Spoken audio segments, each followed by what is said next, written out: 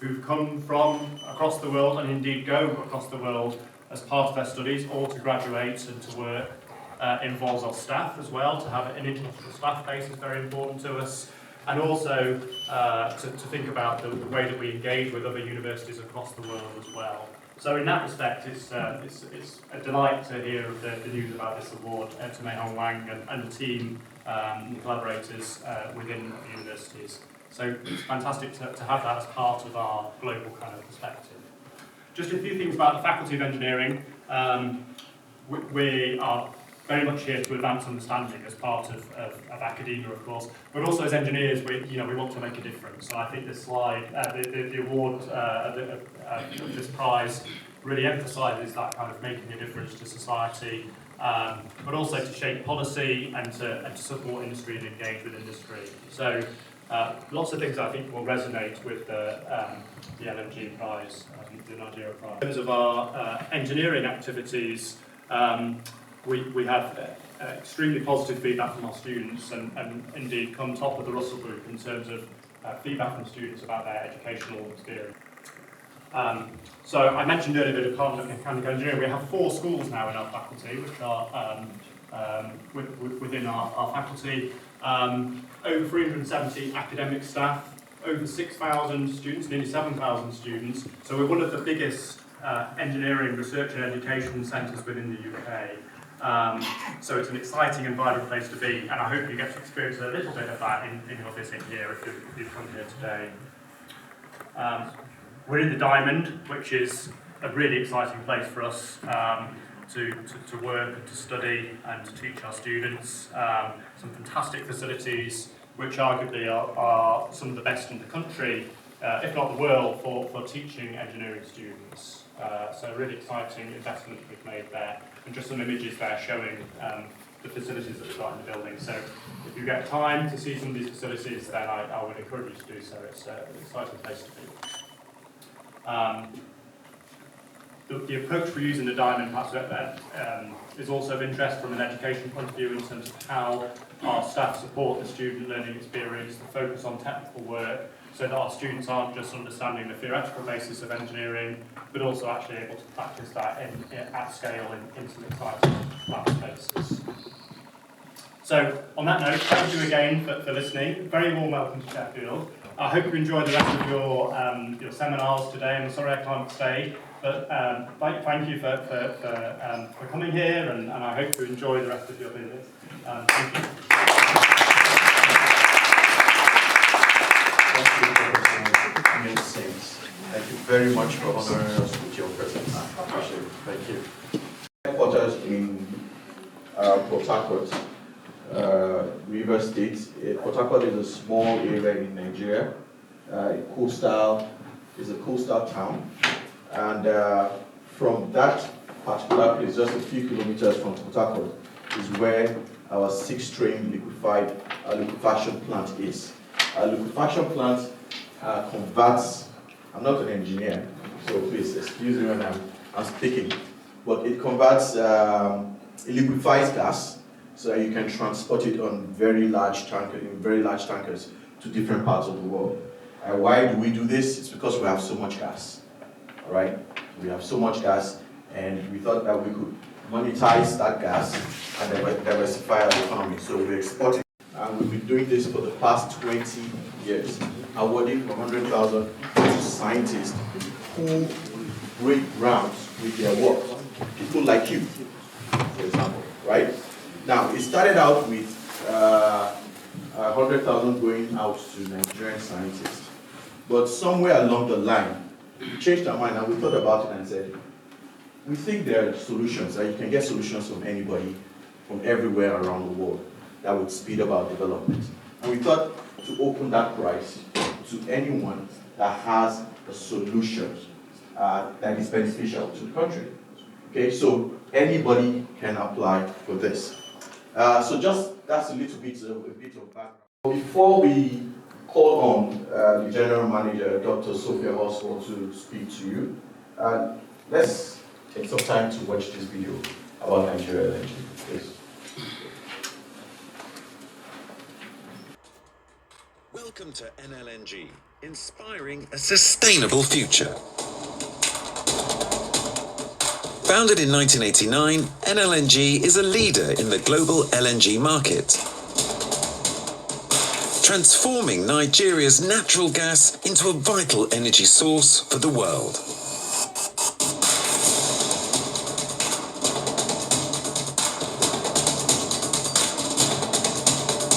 From initial concepts in the 1960s to the establishment of NLNG in 1989, our journey has been marked by perseverance and innovation.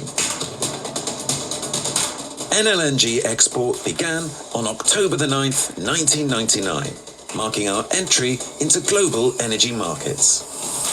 Today, NLNG boasts of a 6-train plant with a capacity of 22 million metric tons per annum MTPA of LNG and 5 metric tons per annum of NGLs. Our LPG supply initiative supports domestic growth and ensures energy accessibility. With our 7th train expansion, set to boost capacity by 35% to 30 million tons per annum, NLNG is poised to enhance its global footprint and drive future growth.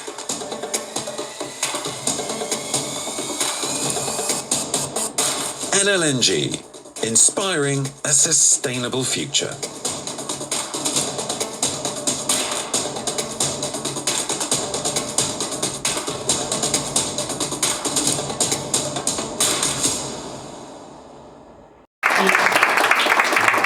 Very much. She's the General Manager, External Relations and Sustainable Development at NLNG. Next to her is Anne-Marie Pamaikuku.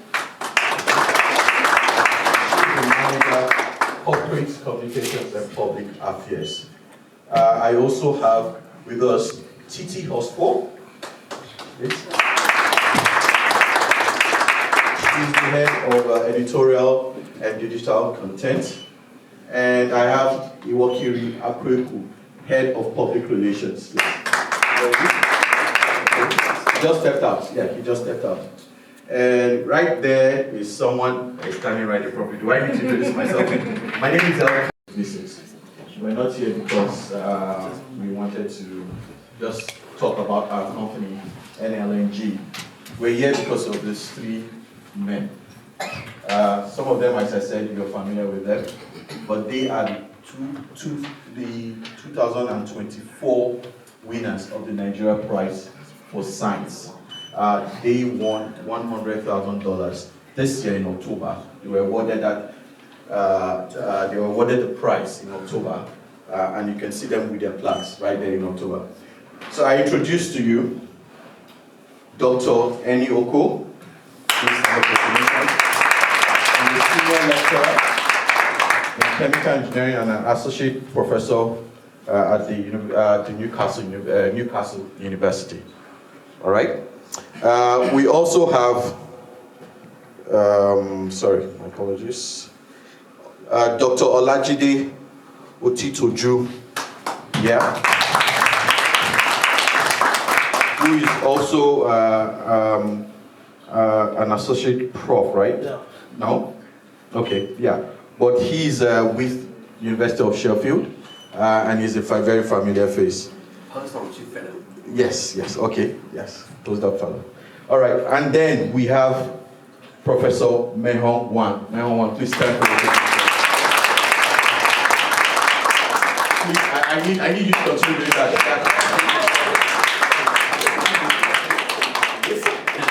Thank you. Yes. Now I realize. So Professor Mehong Wan is a 2-time winner. 2-time winner.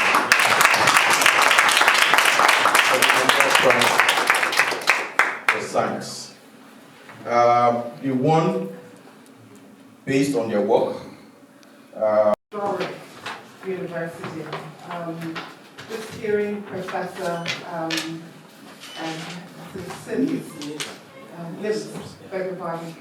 and just reel off all the firsts that University of Sheffield has achieved, the age of the institution, the number of Nobel laureates, the Queen's Prizes. It is truly amazing, and to be here in the midst of you is such an honor.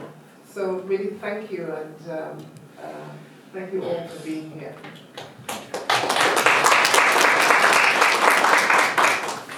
So just permit me to follow protocol and just share good wishes from Nigeria, from NLNG, and share why we're here.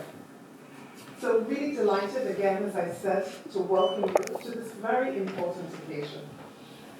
The public presentation of the winners of the Nigerian Prize for Science 2024, held at this particularly prestigious institution, University of Sheffield, and earlier in the week we were at University of Newcastle. So really it's a double win for both institutions.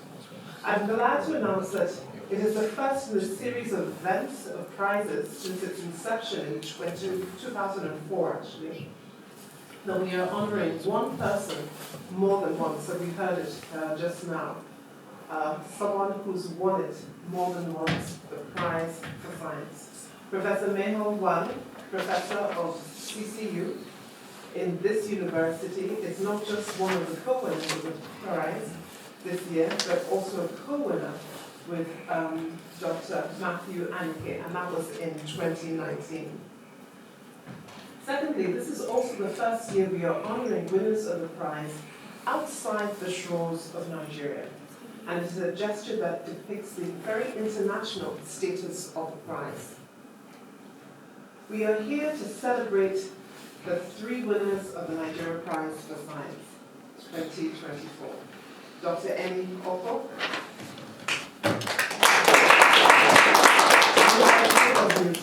Professor Wang,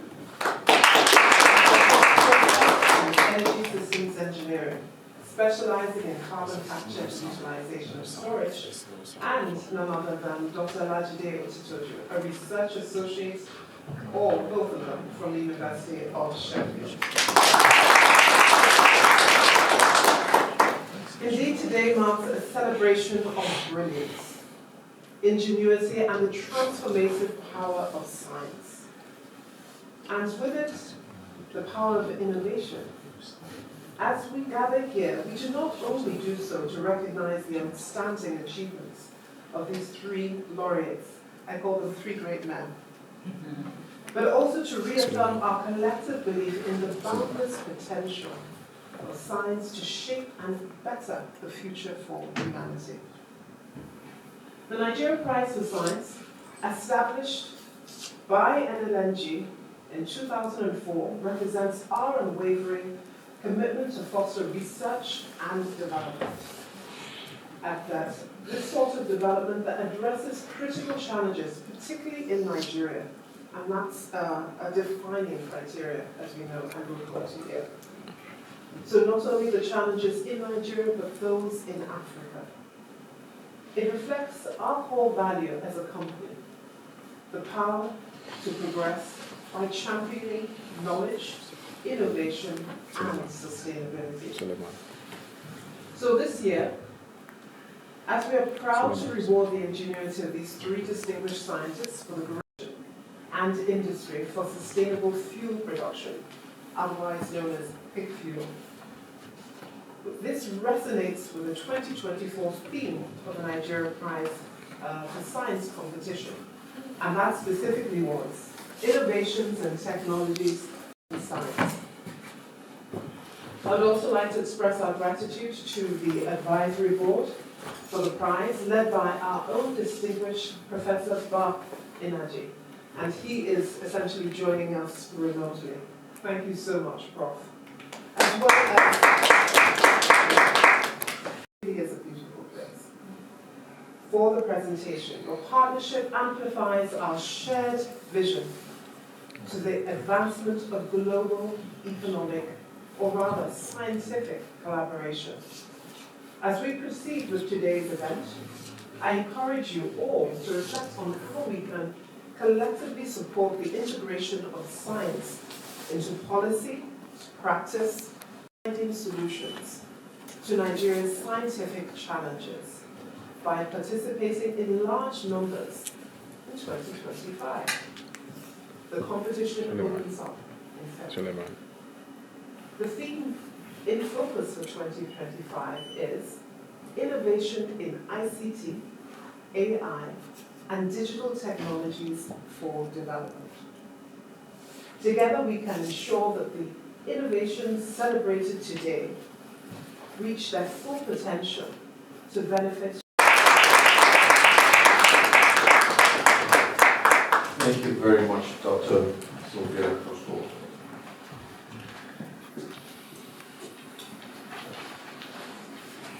So, we're just getting started, and it's time to listen to the winners. Let's listen to what matters.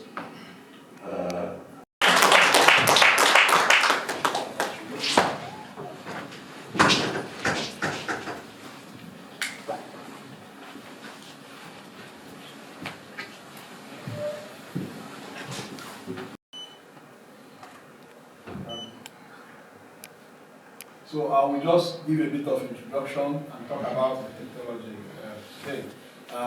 Prize for Science, Nigerian NLNG Limited, proudly sponsors this prize alongside other prizes, prize for literature, and prize for literary criticism. Okay. And you will receive $100,000 worth of money.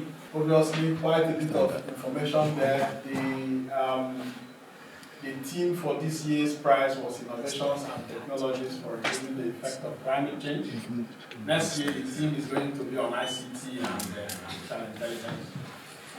Of course, the prize celebrates excellence in scientific breakthroughs and honors scientists from anywhere in the world, not just Nigerians. And it's an annual prize, and it's been on since 2004. So we are very honored to, right? So I'm Elioko. I'm from Newcastle University. I used to be here at Sheffield.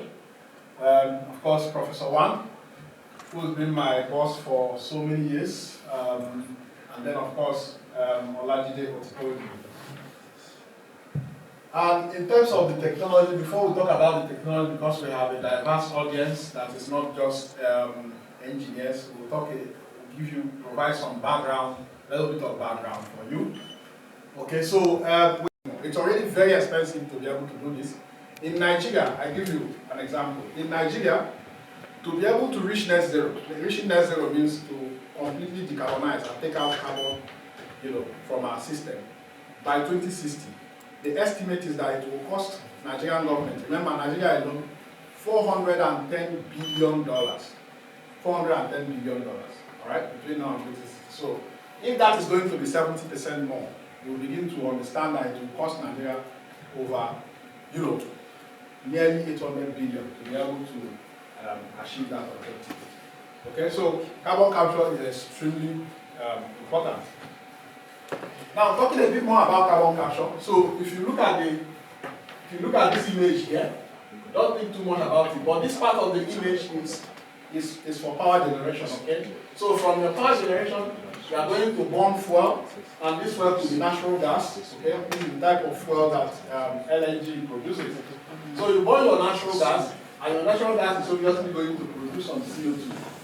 And this technology that we've represented as a box is actually your carbon capture technology. And what this technology does is to simply take out the CO2, and the CO2 can then be compressed and either stored on the ground or used in other processes to either produce a different kind of chemical, etc. The simple box here, depending on the technology type that is in use, can be expanded into this form. So this is what the technology looks like. In this technology, we have two main processes that I would like you to pay attention to. One is called the absorber, and the other is called the dissolver. These two equipments, pay attention to it now. We'll talk a bit more about it. Okay? So this is what carbon capture is all about. Now, in 2011, Professor Wan received a grant from the UK National Environment Research Council, collaboration with Imperial College. Okay? And in that study, Professor Wang and his team at the time, alongside his postdoctoral research fellow at the time, they found in a paper published in 2012 that this process is mass transfer limited. What does that mean? What it means for people without the technical background, what it means is that this process is too slow, okay? And because it is too slow, it means that if you connect this process to a power plant, that is going to impact on the ability of the power plant to respond to changes. I explained to you, so power plants are expected to, when demand is high, you operate the power plant to produce more. When demand is less, you operate the power plant to produce less. We call it load following. Okay? So if you then connect a slow process to a fast process like the power plant, 500 megawatts of electricity, sorry, you are going to be using at least 50 of that. So instead of producing 500 megawatts of power, the power plant will then produce 450 megawatts of power. Okay? Now, what that would mean is that for a country like, say, UK, for instance, if you were to implement CCS across board in all the power plants, that would mean that UK will then need to build more power plants to be able to meet their demand. Therefore, for researchers, a key area of interest is to find ways to reduce the energy consumption in this plant, to drive down the cost of implementing these technologies, to make this process quicker, okay? To make this process quicker so that it can be more easily integrated with existing power plants without the difficulty of slowing down the plant. And this is where our teams emerged. The first team is in design, equipment design. So the key equipments, which are extremely huge in size, is the absorber and the dissolver. And one solution area is to develop new types of absorber. So completely redesign this equipment. The other team that emerged is to develop new solvents, because in this process we use solvents that are called amine solvents, to be able to capture CO2. So two main teams we call rotating pack bed. The previous one, the big towers, are fixed pack bed. So you just have a bed, you just have this column this way, and the hashed part of this image is actually packed with some pieces of metal, let me use that word, pieces of metal, and this is what we call the bed. And the bed is completely fixed. And in the second type, the bed is no longer fixed. The bed is actually rotating. The implication is that as much as 12 times. So imagine the previous one where you have a very huge column that is required to do this job, and you can actually reduce the volume by as much as 12 times. Okay? And of course, if you are going to reduce the pack volume, it means that an equipment that could have been of this size can now become, way smaller.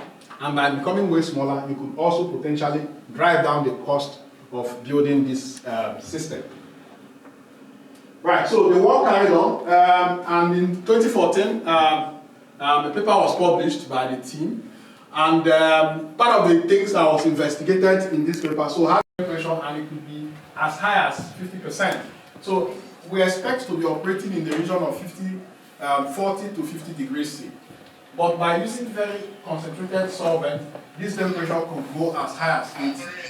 At that point, we can barely remove CO2 from the system. Most of the solvent we start to evaporate, and that creates lots of operational problems in reality. Okay, so the idea was to completely redesign the rotating pack bed. Okay, so completely redesign the rotating pack bed and come up with a new rotating pack bed design that includes intercooling system. So we have a rotating pack bed that is designed and embeds, you can read more about it here, and embeds an intercooling system within the system. Alright? And okay, so that was that, and we did not patent this. Should I say we missed out on the opportunity to patent this?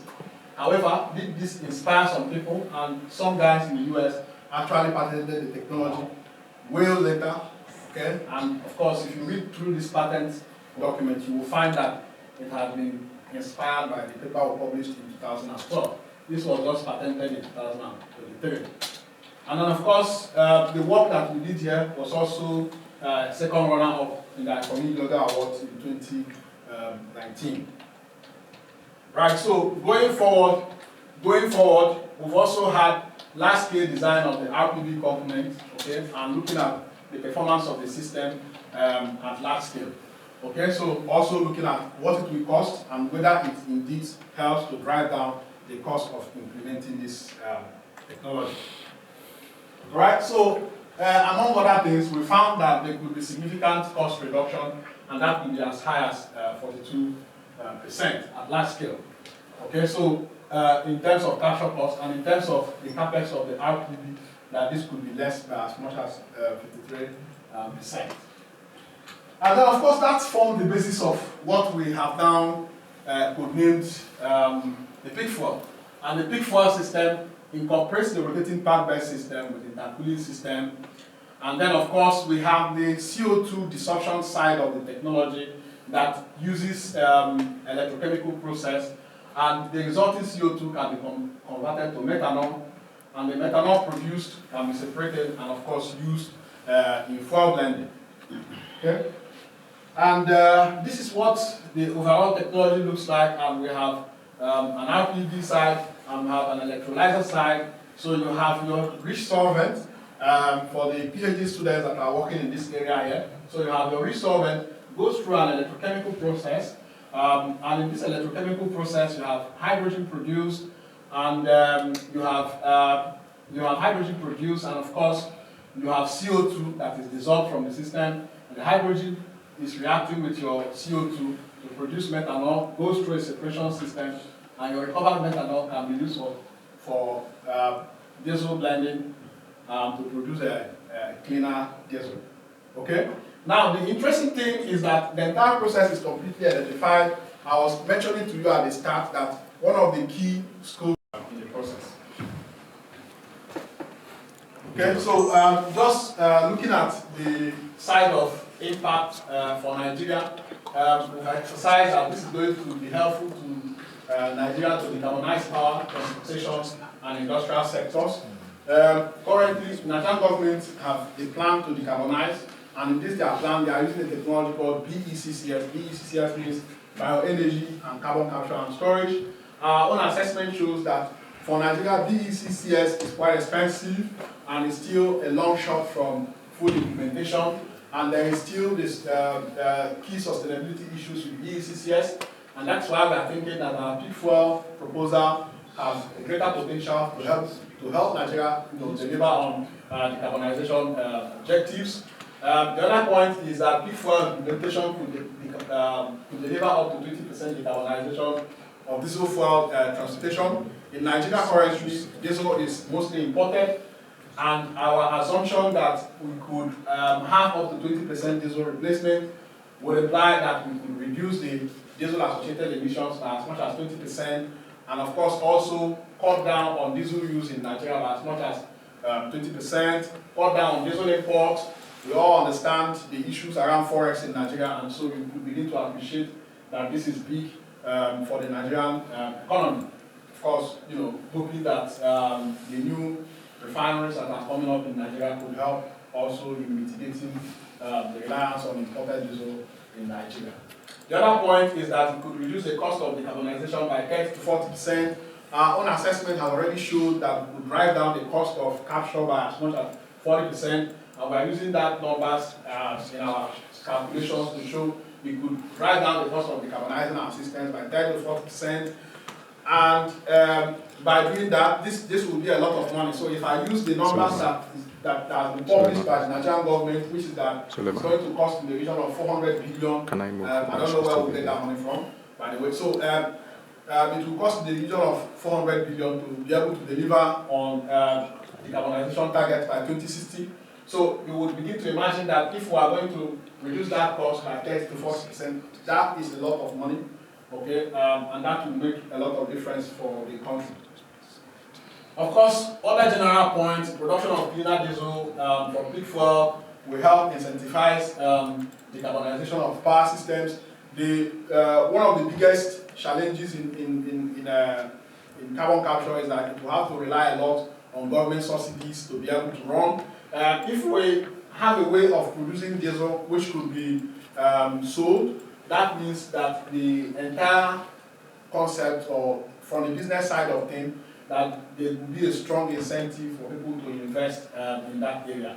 Of course, stimulating investment, creating jobs, enhancing the image of Nigeria as an emerging low carbon global economy. And then of course, cleaner diesel production will also assist in reducing Nigeria's import bill. You mentioned that.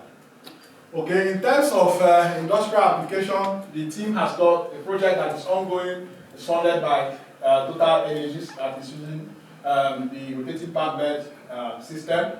Of course, this is completely paid for by Total Energies, and the project is currently ongoing. In terms of commercial usefulness, all right, it's already spoken about cheaper methanol production and of course cheaper implementation of CCUS. Both of them are key drivers for possible commercial uptake. And then what makes our technology different? This will be particularly special for people that have interest to apply for the coming round of the Nigerian Prize for Science. One of the things that you will be required to demonstrate is that your technology is completely different from others, and it's matter of fact ahead of others. And so these are the key points we articulated in our application that we believe made a difference. First of all, we used a novel IPB design that have embed intercoolers which facilitate enhanced absorption by as much as 20%, and it's published in 2018. We also had a side of it that looks at new catalysts for electrolyzers, yet to be published, but with lots of promise in terms of output. And then of course we had last year analysis to estimate commercial deployment cost for our system. This was also published in a paper in 2023. So if you are looking to apply for Nigerian Prize for Science, you will be looking to demonstrate that your technology, your development is very different from others, and you'll be able to evidence that by way of papers that you have already published in reputable journals. Looking back, the team have picked quite a number of awards going forward. Going back to 2014, when we received the Ludwig Prize from the IMECI, Institute of Mechanical Engineers. Then in 2019, we were also second runner-up in the Academic Global Awards. 2019 also, Professor Wang and another colleague of ours received the Nigerian Prize for Science. 2022, Siemens PSE Model-Based Innovation Prize, and of course, here we are today, Nigerian Prize for Science 2024. Right, so these are the key papers that formed the key papers used in our portfolio of evidences that are submitted to the Nigerian NLNG. Both of them published in Applied Energy. Applied Energy is a top journal in energy with impact factor of over 10. One in 2018 and the other in 2023. And then, of course, in terms of acknowledgement, we are very grateful to various. Ladies and gentlemen, thank you so much.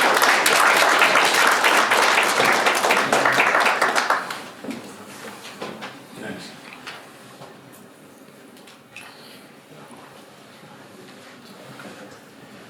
Thank you, Dr. Oko, for that presentation. Please, a round of applause. Let's honor them as winners of the 2024 Nigeria Prize for Science, please. Dr. Oko, Dr. Andy, and Dr. Wan, please. Thank you. So, he was not the only person, please, Prof. That won. Thank you. I'm just going to give a few minutes to Professor Wan to say something.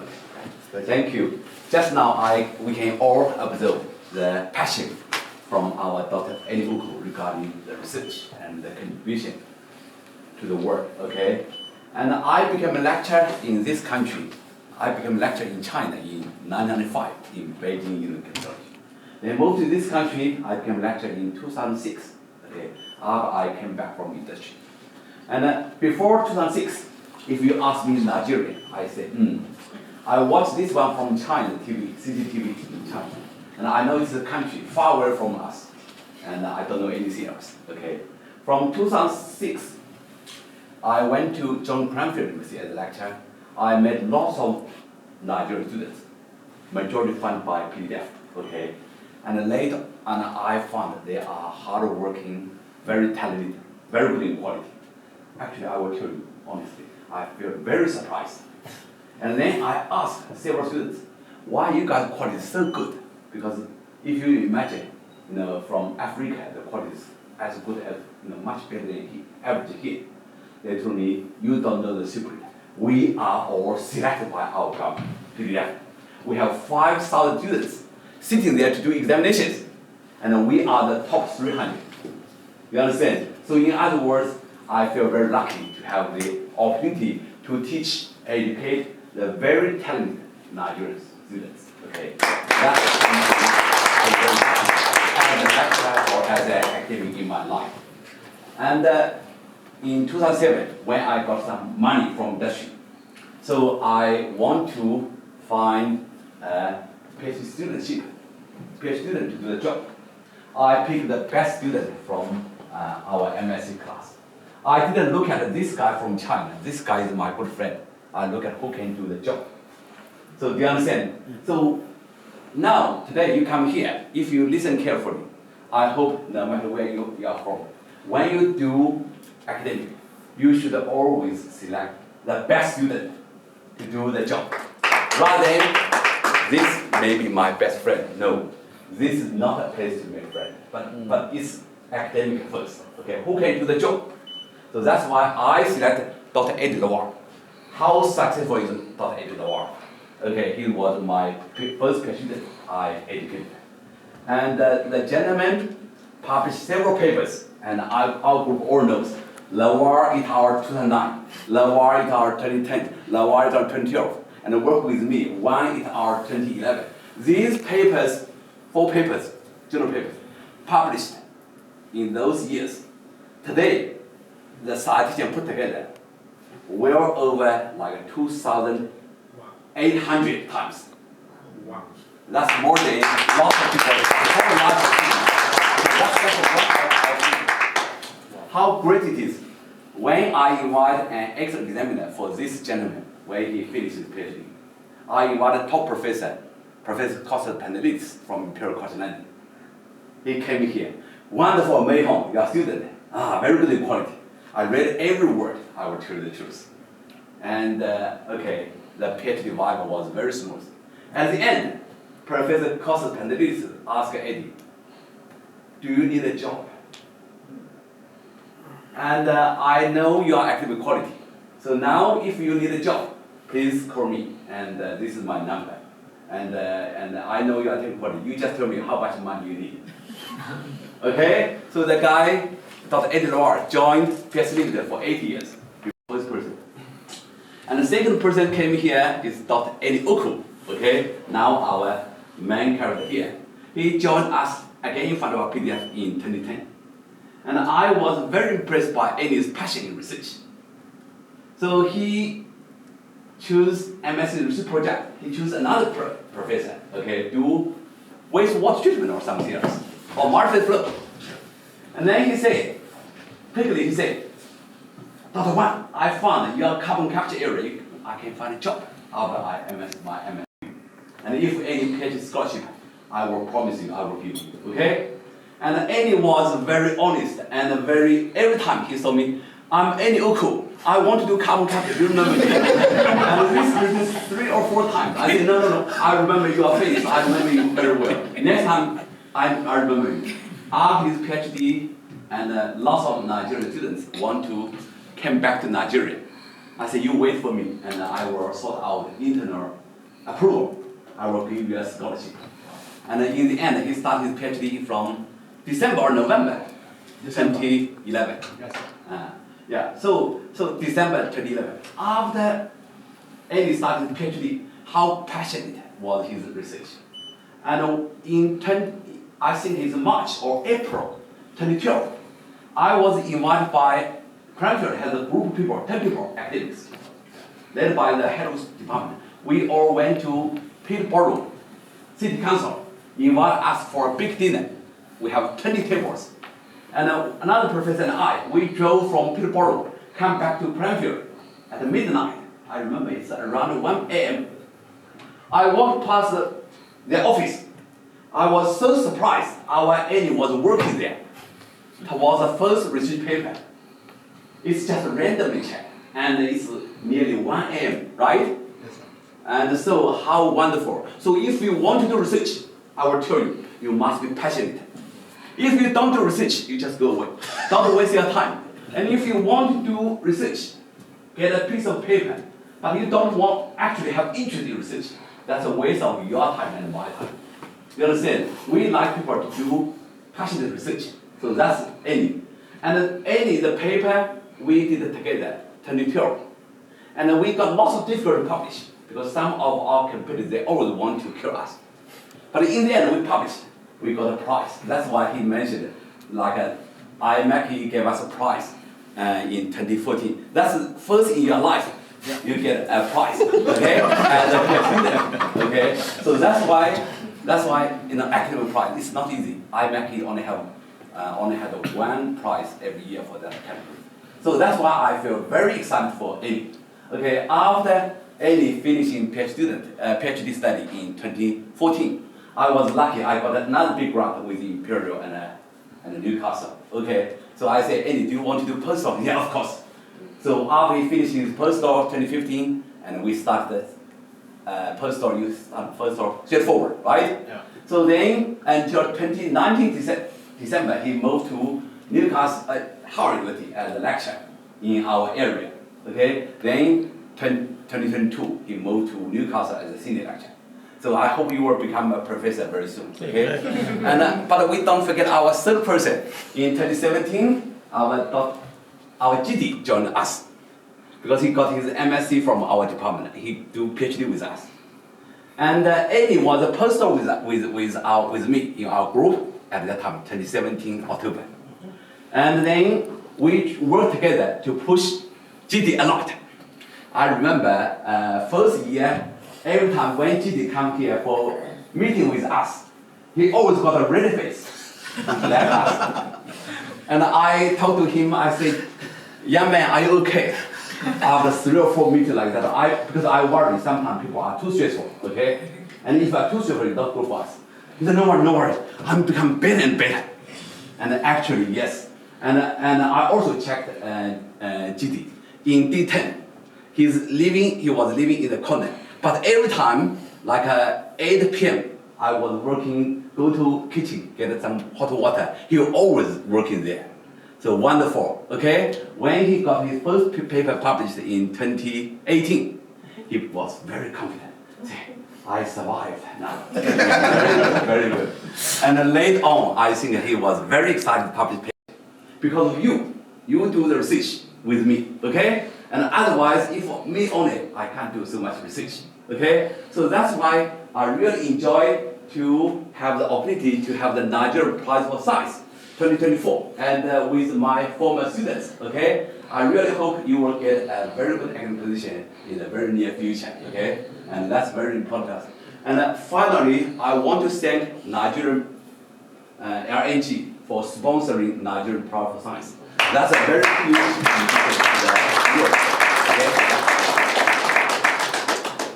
Thank you, sir. Wow, I'm inspired.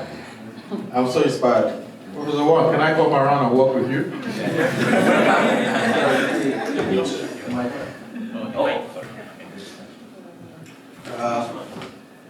I think I have to consider that. Guys, I'm sorry, I'm leaving. I want to acknowledge the presence of the chairman of the advisory board for the Nigeria Prize for Science. We tried to link him up on Zoom here. We logged in, and then I think the laptop went off, and then he couldn't see us anymore. Well, he's here. He's just listened to Professor Wang. He's Professor Bath Naji. Professor Bath Naji, thank you for joining us. Thank you very much. Thank you very much. Very passionate presentation and speeches from Professor Wang and Dr. Eni Oko. Thank you. Thank you very much, sir. Please, a round of applause for Professor.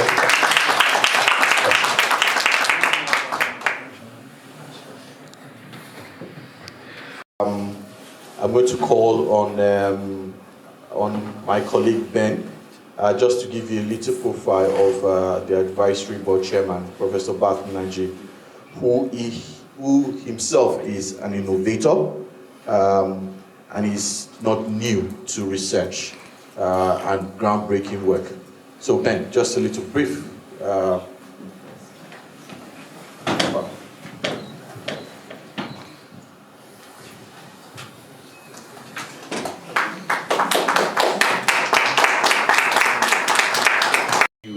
Geometric solutions that is providing, of course, regional power solution across Nigeria, and hoping to expand that even beyond the shores of Nigeria into Africa and, of course, globally. So I would allow him at this moment, Professor Bath, to say a few words before we'll probably take one or two questions. So let me give the floor to Professor Bath. Thank you very much. I hope you can hear me well. Clearly. Okay. Let me introduce the other part that usually, because of having been in power sector in Nigeria so much, that part tends to be missed. I was a professor of engineering at the University of Massachusetts for 13 years, and then went over to University of Pittsburgh, where I had an endowed professorial chair, and also I was head of U.S. National Science Foundation Center of Excellence in E-Design, there for 10 years before coming back to Nigeria. The innovation is in the world. It's not about, it's not Nigeria. We don't say it has to be only in Nigeria. We say it is innovation in that science, technology. Be it in ICT, be it in any technology at all, in any area. So so we would like to see that that people apply from anywhere. What happens is that we would look for the judges and the board. We see how whatever that innovation is, how it benefits Nigeria. Because anyway, if you look at whatever development that is going on, the Nigerian NLNG would want to see that yes, that innovation also benefits Nigeria. And you will know that typical major innovations, like what this one that Professor Wang and his team won, that it definitely impacts the entire world, not only Nigeria. So Nigeria benefits from it. That's what we would like to see. So we very much encourage people to apply from anywhere in the world. And it doesn't have to be Nigerians applying. We just happen to have had the fortune that Professor Wang and his team had a combination of himself and some Nigerian researchers. So the next one coming is in ICT. So it is a different theme every year. Every year we have a different theme. So the theme for this coming year will be in ICT, innovations there. And of course, you know about a whole lot going on in artificial intelligence and so on. So I'm sure that the researchers who are making tremendous advances in AI and ICT and data management would be applying from all over the world. So this is what it's about. We process the award exactly the same way the top awards that you receive from the Western universities or Western world would come. So there's no influence anywhere. It has to be done on best merit, absolute best merit. So that's what it is. I think I'd like to stop here so I don't take too much of your time, but we are very excited that you are here to hear how the Nigeria Prize for Science works.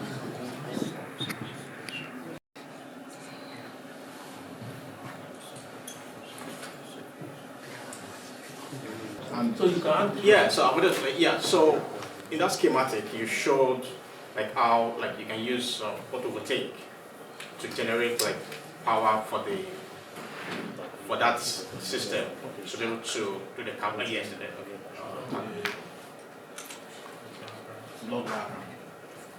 Yes, this one. Yes.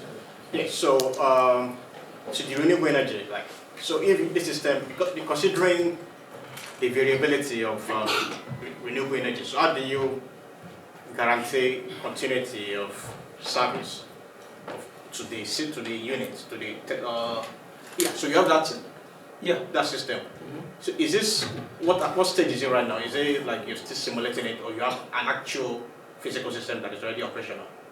Okay, so I think you have two questions in one. So one is this. So one is either due to the variability of renewable energy. Yeah. So one thing you could do in that place is to have what is called energy storage. So, but you know, is the whole system. This is what we just call simplified process flow diagram. So that for that part, and for the question of whether we have the whole system available, I think they will be having that question all along. So if you look very carefully, you see that you have two parts. There is this part that is in red box, then there is this part that is in blue box. So like this part that is in red box is this part as actually there is an actual part of that system that is available. Because in our, I think in the proposal we submitted to Nigerian Prize for Science, you see in this box we have a statement here that this is technological available, why this is under development. So I think if that aside. So what we are basically saying here is that you don't use a fossil fuel power-based energy like we normally do. So now you are basically running this using a renewable energy. So going back to the first question is that you must have some form of energy storage to guarantee stability in the system. Okay. Yeah. Thank you. Yes, any question, any other question? This is Dr. Arian Kemkin. She was our PhD graduate. He now works in a big company nearby. Okay, yeah. And I think her problem is this. What's the question? Hello, Dr. Jide. Thank you. So my question is on the methanol side of the process.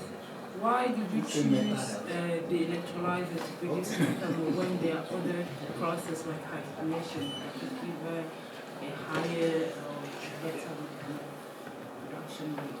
And from what I know, the methanol through electrolysis will require a lot of energy and you also need to lower yield. So why would you go for this one?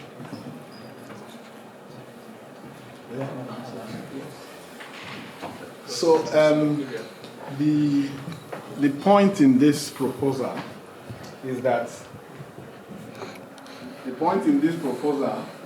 you have integrated desorption. Remember, desorption, you have the thermal desorption that uses a lot of energy already, okay, which is like part of the main problem with the traditional CO2 capture technology. But this proposal tries to integrate the desorption and the methanol reaction at the same time. Methanol production is energy intensive, whether you use the traditional process or use the electrochemical process. But the benefit for this is that we have a desorption process that is far more efficient than the traditional desorption process. So even though the methanol production we use a bit more energy, that could have been compensated by the energy you save from the desorption side. That's point one. Point two is that you are electrifying the process. Electrified processes will always tend to be less efficient than the traditional thermal processes. But the benefit is that it gives us the opportunity to use renewable energy to run it, which will more align with decarbonization objectives, as opposed to the traditional way of using thermal energy to drive the process. Another question. Right. How is renewable electricity in Nigeria? Is it a developed process? Renewable electricity is not a developed process anywhere in the world. Even in the UK, it's something that is emerging. But when you look at the government, should I say, government interest, where government sees themselves to be going, you know that the expectation is that there is going to be lots of investments in renewable energy in Nigeria and in the UK and in many parts of the world. So the feeling is that by the time this gets to the point of commercialization, we will have sufficient grid renewable electricity to be able to run this. And just to add to your question again, this is illustrative. Okay, this is illustrative. The renewable electricity can all come from the grid, so you don't need to store energy intermediately. Okay, it can all come from the grid. Okay. Yeah? Yes. Thank you. Thank you. All right. Question, last one. Any? Okay. Thank you very much for your questions. And thank you very much for engaging the winners. So, we have come to the end of this very, very short program. We wish you could stay longer and then have to interact more with the three winners. But I'm sure we'll get another time for this. And they're even available for you right here in Sheffield, in Newcastle. You can reach out to them, collect their emails, and then engage them further on their work. So, we have someone here to leave a parting remark. I will invite Anne-Marie Pawai-Poku to give us a closing remark. Anne-Marie, please.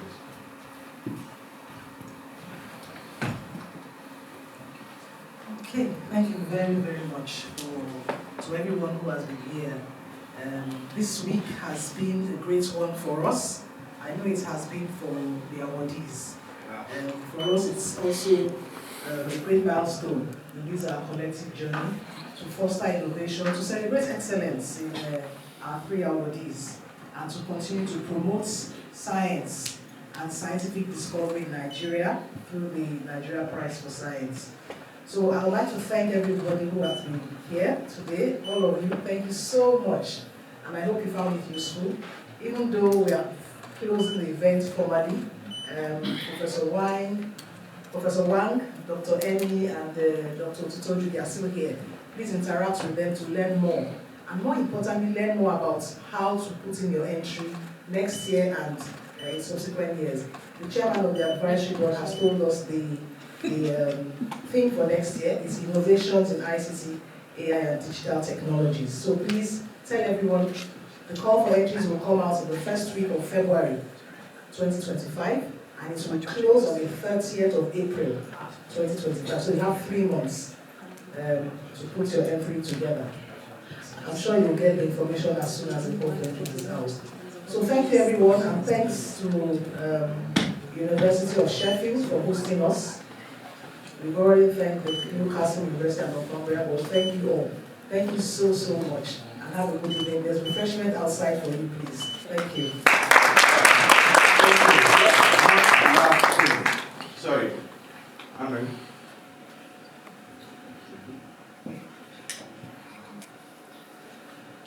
So before we leave here, one last thing. I invite Dr. Oko, please. Yes, please come forward. Dr. Jide, please come forward. Professor Juan, please come forward. Yeah.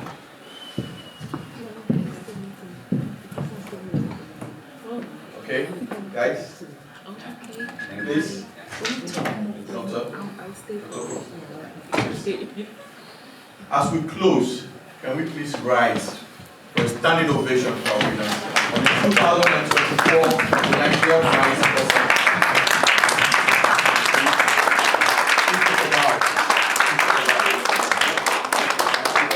Thank you very much, and see you next time. Bye.